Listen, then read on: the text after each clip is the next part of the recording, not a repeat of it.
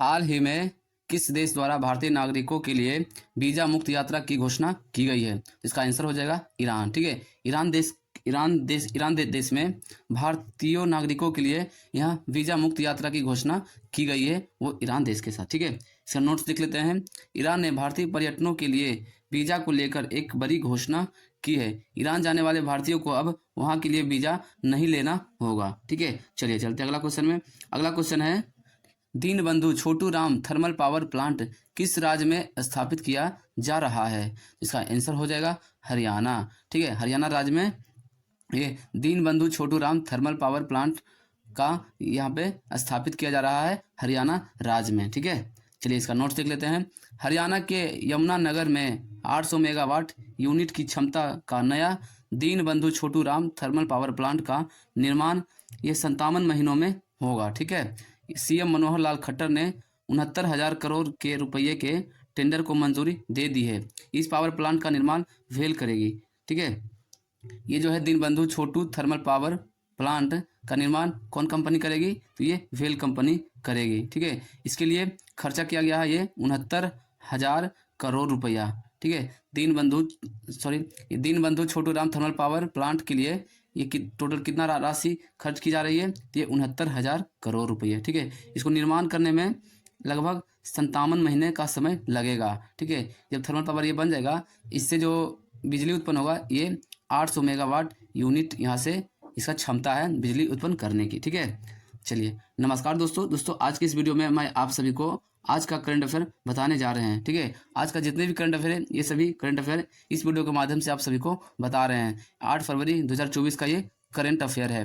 Railway, SSC और state level exam के लिए ये सभी करंट अफेयर बहुत ही महत्वपूर्ण है। तो दोस्तों वीडियो को स्किप नहीं कीजिएगा और वीडियो को अंत तक देखिएगा। ठीक है, लास्ट में हम आपको ये जो करंट अफेयर है उसका रिवीजन करेंगे लास्ट में। ठीक है, जो पहले आपको बता चुके हैं उसका जो कुछ महत्वपूर्ण क्वेश्चन है वो रिवीजन करेंगे। ठीक है, तो वीडियो को स्किप नहीं करना है, वीडियो को अंत तक देखिएगा। चलिए वीडियो को शुरू करते हैं। वीडियो को शुरू करने से पहले आपसे एक रिक्वेस्ट है, अभी तक आपने अभिकृत स्टडी पॉइंट को आप सब्सक्राइब नहीं किया है तो आप अभिकृत स्टडी पॉइंट को आप सब्सक्राइब कर दें। ठीक है, चलिए वीडियो को शुरू करते हैं बिना किसी देरी के पहला क्वेश्चन के साथ है। नेशनल रेसलिंग चैंपियनशिप में विनेश फोगाट ने कौन सा मेडल अपने नाम किया यानी कि जीता है? ठीक है, इसका आंसर हो जाएगा गोल्ड मेडल। ठीक है, गोल्ड मेडल ये जीता है विनेश फोगाट ने, जो कि सीनियर नेशनल रेसलिंग चैंपियनशिप में इन्होंने गोल्ड मेडल अपने नाम किया है। चलिए आते हैं इसका नोट्स पढ़ लेते हैं। एशियाई खेलों की स्वर्ण पदक विजेता भारतीय महिला पहलवान विनेश फोगाट ने आईओए के तदर्थ समिति द्वारा आयोजित सीनियर राष्ट्रीय कुश्ती चैंपियनशिप में 55 किलोग्राम वजन का स्वर्ण पदक अपने नाम किया है। ठीक है, चलिए आ जाते हैं अगला क्वेश्चन में। अगला क्वेश्चन है, प्रधानमंत्री नरेंद्र मोदी द्वारा ओएनजीसी ये सर्वाइवल सेंटर का उद्घाटन हाल ही में कहाँ पर किया गया है? इसका आंसर हो जाएगा गोवा में किया गया है। ठीक है, प्रधानमंत्री नरेंद्र मोदी द्वारा ओएनजीसी ये सर्वाइवल सेंटर का उद्घाटन कहाँ किया गया है? तो ये गोवा राज्य में किया गया है। चलिए इसका नोट्स देख लेते हैं। गोवा में किया जाने वाला ओएनजीसी सर्वाइवल सेंटर का उद्घाटन प्रधानमंत्री नरेंद्र मोदी द्वारा हाल ही में गोवा में एक दिवसीय यात्रा पर गए थे। ठीक है, जहां उन्होंने समुद्री अस्तित्व सहित विभिन्न क्षेत्रों का आगे बढ़ाने के उद्देश्य से कई महत्वपूर्ण ढांचागत परियोजनाओं का उद्घाटन किया है। ठीक है, ये प्रधानमंत्री नरेंद्र मोदी के द्वारा इसे उद्घाटन किया गया है। इसका नाम है ओएनजीसी ये सर्वाइकल सेंटर का उद्घाटन प्रधानमंत्री नरेंद्र मोदी के द्वारा ये गोवा राज्य में किया गया है। ठीक है, चलिए आते हैं अगला क्वेश्चन में। अगला क्वेश्चन है, फिच द्वारा भारत का राजकोषीय घाटा कितने प्रतिशत रहने का अनुमान लगाया गया है? का आंसर हो जाएगा ये 5.4%। ठीक है, यानी कि 5.4 है जो ये फिच के रिपोर्ट के अनुसार भारत का राजकोषीय ये घाटा का ये अनुमान लगाया गया है। ठीक है, 5.4% है। चलिए इसका नोट्स देख लेते हैं। राजकोषीय घाटा सरकार के राजस्व और व्यय के बीच का अंतर है। ठीक है, जिसके 2024-25 में घटकर 5.1% और 25-26 तक घटकर 4.5% होने का अनुमान है। ठीक है, चलिए आ जाते हैं अगला क्वेश्चन में। अगला क्वेश्चन है, अल सल्वाडोर के राष्ट्रपति के रूप में किसे पुनः निर्वाचित किया गया है? तो इसका आंसर हो जाएगा नायब बुकेले। ठीक है, नायब बुकेले को ये अल साल अल सल्वाडोर के राष्ट्रपति के रूप में निर्वाचित किए गए हैं। ठीक है, ये नायब बुकेले के, ठीक है, नायब बुकेले हैं जो ये अल सल्वाडोर के राष्ट्रपति बने हैं। ठीक है, चलिए नोट्स देख लेते हैं। नायब अरमांडो बुकेलो ओर्टेज, जिनका जन्म 24 जुलाई 1981 को हुआ है, यह एक सल्वाडोरन राजनीतिक और उद्यमी हैं। उन्होंने 1 जून को 2019 को अल सल्वाडोर के 43वें राष्ट्रपति के रूप में पदभार ग्रहण किया था। फिर से वह अब दूसरे बार ये अल सल्वाडोर के राष्ट्रपति बनेंगे। ठीक है, ये कौन बनेंगे? तो ये नायब बुकेले। ठीक है, नायब बुकेले हैं जो ये अल सल्वाडोर के राष्ट्रपति फिर से बने हैं। ठीक है, चलिए आ जाते हैं अगला क्वेश्चन में। अगला क्वेश्चन है, राजस्थान के नए महाधिवक्ता के रूप में हाल ही में किसे नियुक्त किया गया है? आंसर हो जाएगा राजेंद्र प्रसाद गुप्ता को। ठीक है, राजेंद्र प्रसाद गुप्ता जी को राजस्थान के नए महाधिवक्ता के रूप में इन्हें नियुक्त किया गया है, राजेंद्र प्रसाद गुप्ता को। ठीक है, राजस्थान के नए महाधिवक्ता कौन है? तो ये राजेंद्र प्रसाद गुप्ता हैं। ठीक है, जो राजस्थान के नए महाधिवक्ता हैं।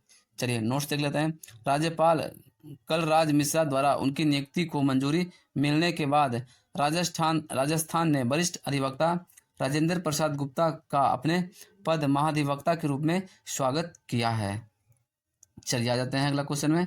अगला क्वेश्चन है, भारत म्यांमार बॉर्डर पर कितनी लंबी फेंसिंग की जाएगी? ठीक है, तो इसका आंसर हो जाएगा ये 1643 किलोमीटर, यानी कि 1643 किलोमीटर भारत और म्यांमार बॉर्डर पर ये फेंसिंग की जाएगी। ठीक है, फेंसिंग का मतलब आपको नोट्स में बताते हैं। ठीक है, भारत म्यांमार के बीच से फेंसिंग कितना किया जा रहा है? तो ये 1643 किलोमीटर। ठीक है, चलिए इसका नोट्स देख लेते हैं। भारत म्यांमार सीमा पर कुल 1663 किलोमीटर लंबी फेंसिंग होगी।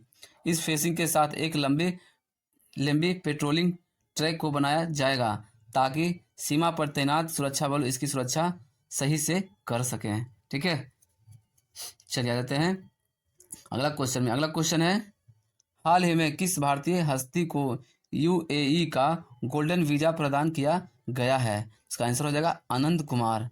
ठीक है, आनंद कुमार को भारतीय आनंद कुमार को यूएई का गोल्डन वीजा प्रदान किया गया है। ठीक है, आनंद कुमार को यूएई का गोल्डन वीजा मिला है। ठीक है, आनंद कुमार को। इसका नोट्स देख लेते हैं। सुपर 30 के संस्थापक आनंद कुमार को संयुक्त अरब अमीरात सरकार ने ये गोल्डन वीजा प्रदान किया है। इनके साथ ही आनंद कुमार उन विशेष भारतीयों में शामिल हो गए हैं जिन्हें यूएई की सरकार ने गोल्डन वीजा जारी किया है। ठीक है, ये आनंद कुमार है जो सुपर 30 के संस्थापक हैं। ठीक है, चलिए आ जाते हैं अगला क्वेश्चन में। अगला क्वेश्चन है, एशियाई विकास बैंक द्वारा भारत में किसे नए निर्देशक के रूप में नियुक्त किया गया है? इसका आंसर हो जाएगा ये मियो ओका को। ठीक है, मियो ओका को एशिया विकास बैंक द्वारा भारत में निर्देशक के रूप में नियुक्त किया गया है। ठीक है, वो मियो ओका। ठीक है, भारत में एशियाई बैंक के निर्देशक कौन हो गए? तो ये मियो ओका है जो भारत में एशियाई विकास बैंक के निर्देशक हैं। एशियाई विकास यानी कि एडीबी। ठीक है, चलिए इसका नोट्स देख लेते हैं। एशियाई विकास बैंक यानी कि एडीबी ने ताकेओ कोनिशी के स्थान पर भारत के लिए अपने नए देश के निर्देशक के रूप में ये मियो ओका को नियुक्त की घोषणा की है।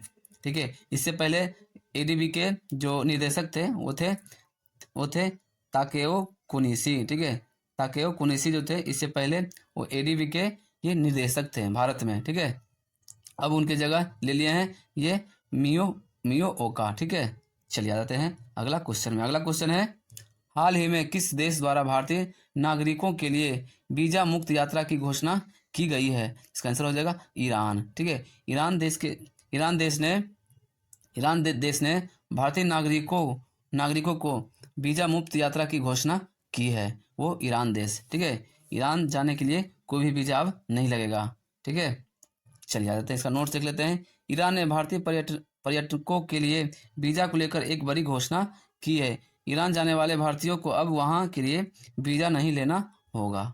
ठीक है, चलिए आ जाते हैं अगला क्वेश्चन में। अगला क्वेश्चन है, Deenbandhu Chhotu Ram thermal power plant किस राज्य में स्थापित किया जा रहा है? तो इसका आंसर हो जाएगा हरियाणा। ठीक है, हरियाणा में ये दीनबंधु छोटू थर्मल पावर प्लांट है जो यह हरियाणा राज्य में स्थापित किया जा रहा है। ठीक है, चलिए नोट्स देख लेते हैं। हरियाणा के यमुनानगर में 800 मेगावाट यूनिट की क्षमता का नया दीनबंधु छोटू थर्मल पावर प्लांट का निर्माण इस 57 महीने में होगा। ठीक है, सीएम मनोहर लाल खट्टर ने 69,000 करोड़ रुपए के टेंडर को मंजूरी दे दी है। इस पावर प्लांट का निर्माण फेल के द्वारा किया जाएगा।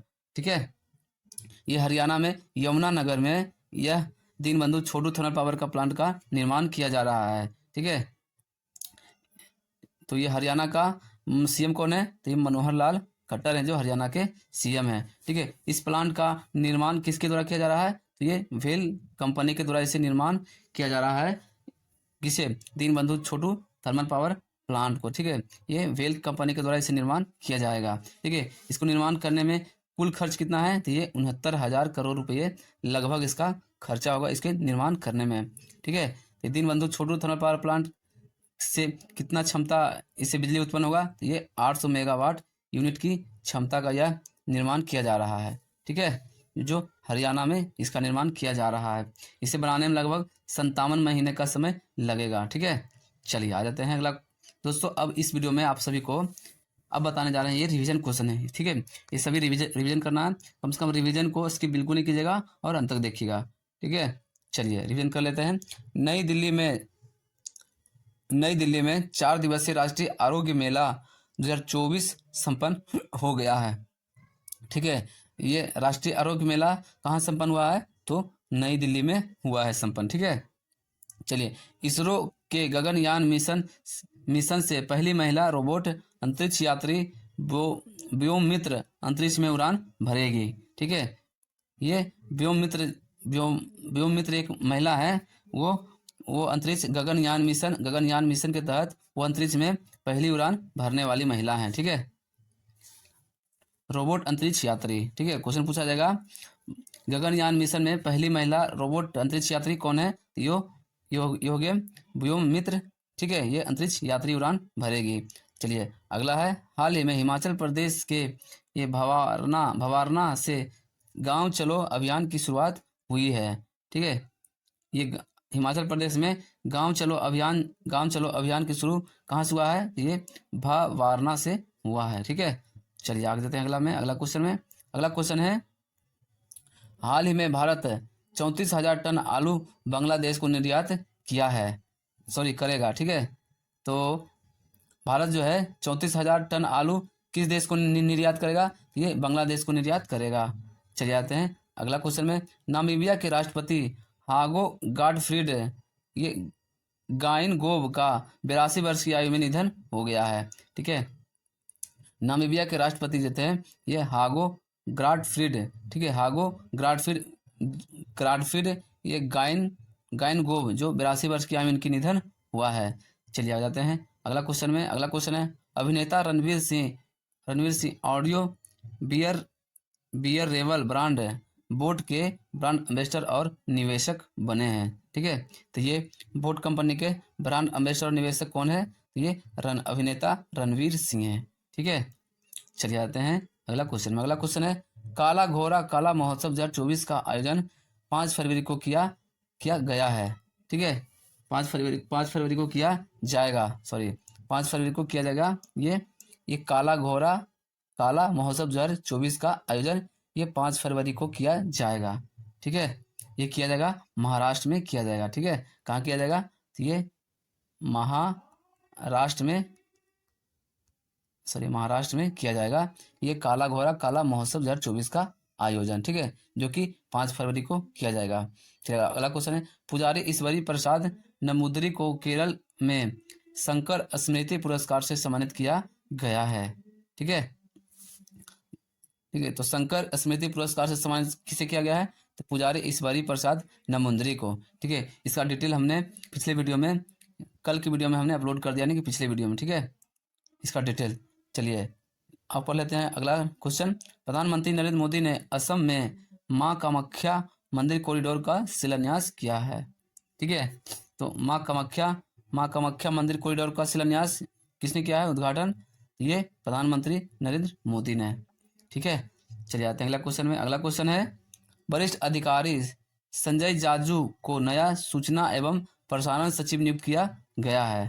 ठीक है, सूचना एवं प्रसारण सचिव किसे नियुक्त किया गया है? तो ये संजय जाजू को। ठीक है, संजय जाजू को नया सूचना एवं प्रसारण सचिव नियुक्त किया गया है। चलिए अगला है, बिहार की राजधानी पटना में देश का पहला तांबे के आवरण वाला बापू टावर बनाया गया है। ठीक है, तांबे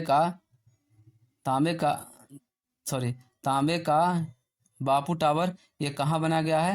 तो ये बिहार की राजधानी पटना में। ठीक है, बिहार की राजधानी पटना में बापू टावर बनाया गया है, जो कि ये तांबे का है। ठीक है, चलिए आते हैं अगला क्वेश्चन में। अगला क्वेश्चन है, झारखंड राज्य में पूर्वी क्षेत्र कृषि मेला 2024 शुरू हुआ है।